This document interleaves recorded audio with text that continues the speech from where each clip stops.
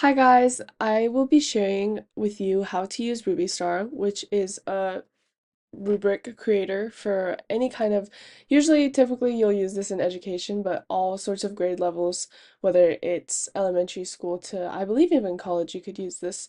But here you just look up Rubistar and it should be the first one that pops up, rubistar.4teachers.org. We'll go back over here, and this is what the homepage looks like. It looks a little bit outdated, however, I still think this is such an amazing tool. So let's go over here. You create a rubric. Here are some of the section content areas that you can use, and then you can also look up different rubrics that you want to search for. So let's just do class debate since it's the first one. So here you'll just put your name. This is the rubric name, like the name of the assessment. You'll put your zip code, but again, as you see, it's just for, I believe it's for data. Um, and then you just scroll down, and this is where the amazing part is. So you will just choose whatever area you would want. So respect for the other team. You can also, if you don't like the name of it, you can change the name of it right here. And then here, as you just saw, all of these standards and just the rubric assessment was already put up on the page.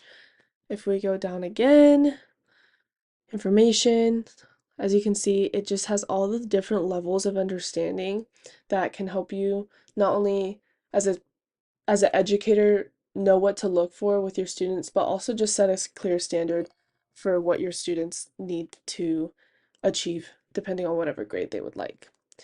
Um, but yeah, there's a whole bunch of different things, and if you do not like a certain statement up here, you are welcome to simply delete it and write your own.